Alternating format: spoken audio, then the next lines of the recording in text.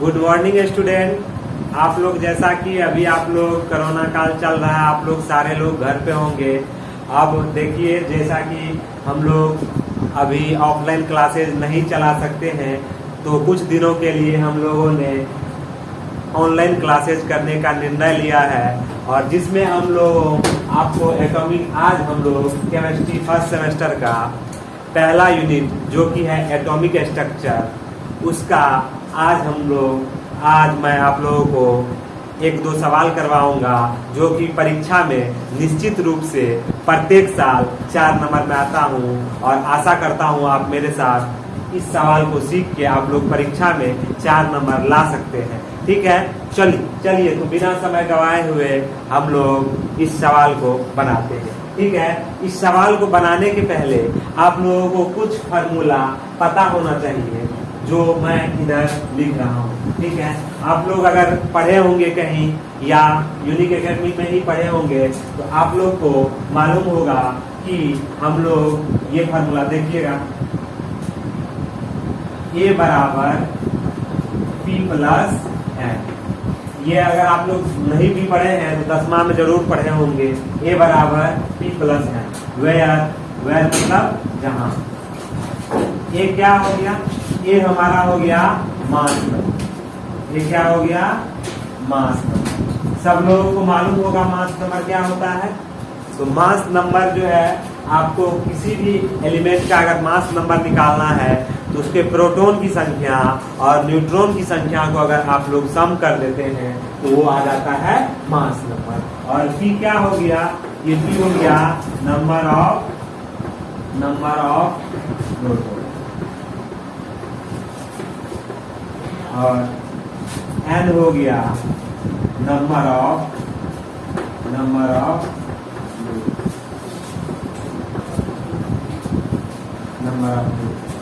अब हम लोग सवाल को समझते हैं। क्या कह रहा है? कह रहा है N element with mass number 81। मतलब हम लोग को दिया हुआ है एक एलिमेंट है और जिसका मास नंबर दिया हुआ 81। तो सबसे पहले हम लोग क्वेश्चन को पढ़ते हैं और जो दिया हुआ चीज रहता है उसको हम लोग लिखते हैं। तो हम लोग लिखते हैं गिवन दैट।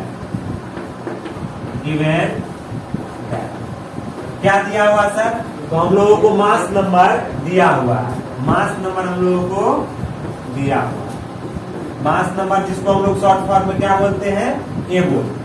तो ए हम लोगों को दिया हुआ कितना? 81। आगे पढ़ते हैं तो आगे दिया हुआ है कंटेन्स 31.7% मोर न्यूट्रॉन देन प्रोटॉन। क्या रहा है? प्रोटॉन की जितनी संख्या है उससे न्यूट्रॉन क्या है? 31.7% ज्यादा है। और आपको मालूम है किसी भी एटम हो या आयन हो उसमें प्रोटॉन की संख्या कभी भी चेंज नहीं होती है। इसीलिए हम लोग एज्यूम करते हैं लेट नंबर ऑफ प्रोटॉन हम मान लेते हैं P मान लेते हैं। हम लोग को नहीं मालूम था तो उसको हम लोग क्या मान लिए? P मान लिए। बहुत अच्छा। चलिए अब आगे हम लोगों को क्या निकालना है? अब देखिए हम लोग को आगे क्या रहा है? आगे पूछ रहा है what is the symbol and atomic number. इसका सिंबल पूछ रहा है और एटॉमिक नंबर पूछ रहा है। और आपको ये भी मालूम होगा, आप पढ़े होंगे Z बराबर P बराबर E। ये भी फॉर्मूला पढ़े होंगे। और ये सिर्फ जो है न्यूट्रल एटम के लिए लागू होता है। न्यूट्रल एटम वो होता है जिसपे कोई भी चार्ज नहीं होता है। तो ये Z क्या है? Z है एटॉमिक नंबर। ये सब Z क्या है? Z सबको मालूम होगा, ये है एटॉमिक नंबर। और ये P क्या है? P सबको मालूम है, ये नंबर ऑफ प्रोटॉन है।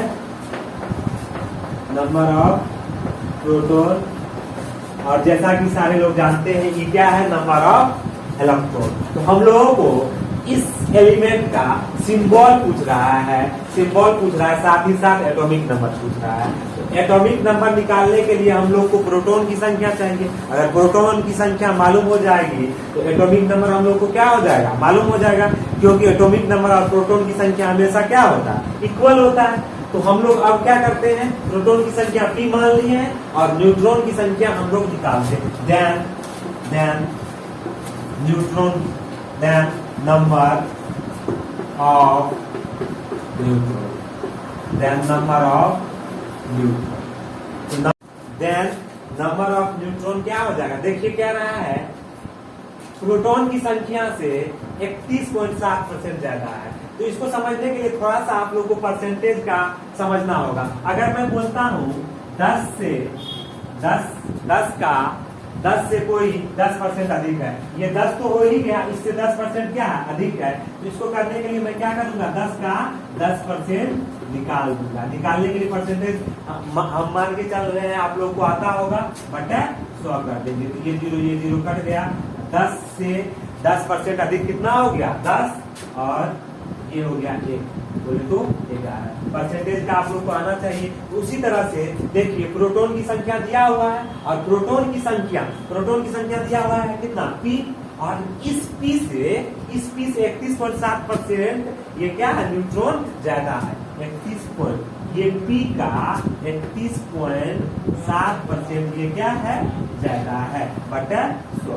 हम लोगों को अब नंबर ऑफ प्रोटॉन भी मिल गया और नंबर ऑफ न्यूट्रॉन भी मिल गया। अब हम लोगों को क्या करना है, देखिए अब थोड़ा सा जगह का अभाव है तो मैं इसको क्या करूंगा, बिठाऊंगा। तो आप लोग वीडियो को पॉज करके ये वाला पोर्शन जो है, अगर जिसको नहीं आ रहा है वो वाला पोर्शन आप लोग लिख लें।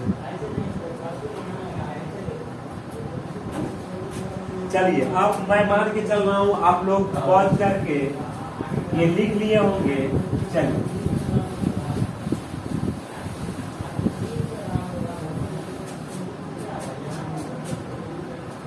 चलिए सवाल को आगे हम लोग बढ़ाते हैं।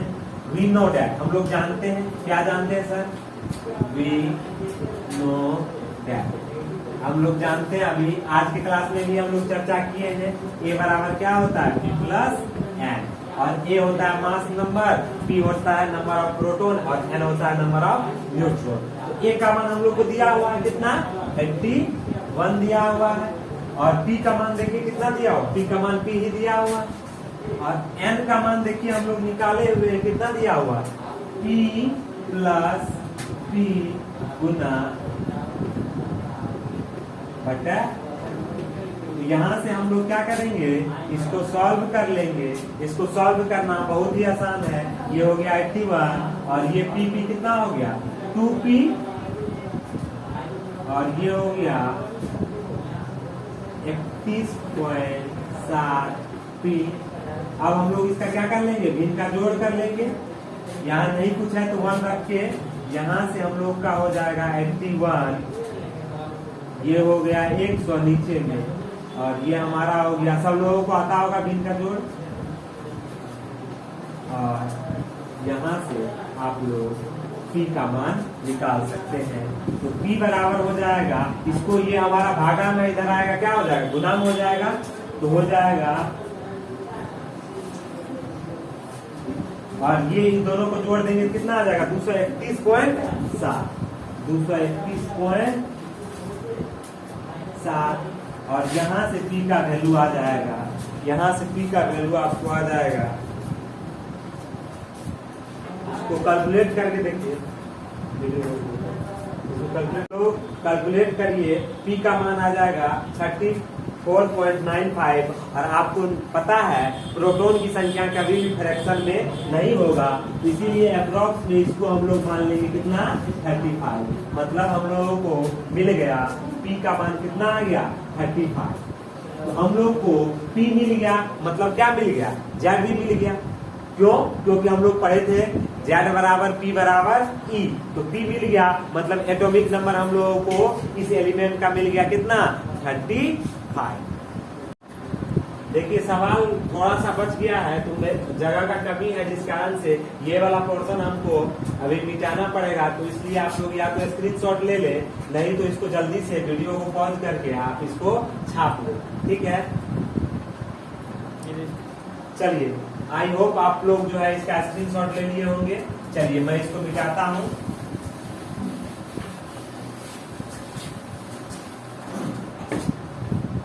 देखिए पी का मान आ गया, मतलब जेड हम लोगों को एटॉमिक नंबर हम लोगों को मिल गया, एटॉमिक नंबर मिल गया। जेड कितना आ गया, जेड बराबर अभी बताएं जेड बराबर पी बराबर ही होता है, तो जेड बराबर पी बराबर कितना हो जाएगा, हम लोग निकाले हैं 35। तो हम लोग को अब इसका क्या निकालना है, सिंबल निकालना है। और सिंबल निकालने के लिए आपको पता है कि हमको मास नंबर भी चाहिए, सिंबल निकालने के लिए मास नंबर भी चाहिए और एटॉमिक नंबर भी चाहिए। तो मास नंबर निकालने के लिए हम लोग को नंबर ऑफ न्यूट्रॉन चाहिए, तो नंबर ऑफ न्यूट्रॉन हम लोग निकाल लेते हैं, नंबर ऑफ न्यूट्रॉन हम लोग निकालते हैं, number of neutron, number of neutron. तो नंबर ऑफ न्यूट्रॉन निकालने के लिए ए बराबर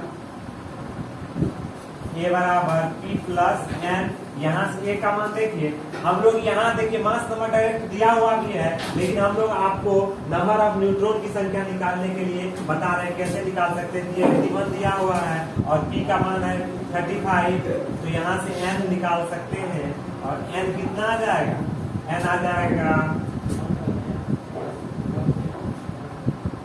46, एन कितना आ जाएगा 46। अब देखिए हम लोग को सिंबल लिखना है, तो अब हम लोग का रिक्वायर्ड सिंबल,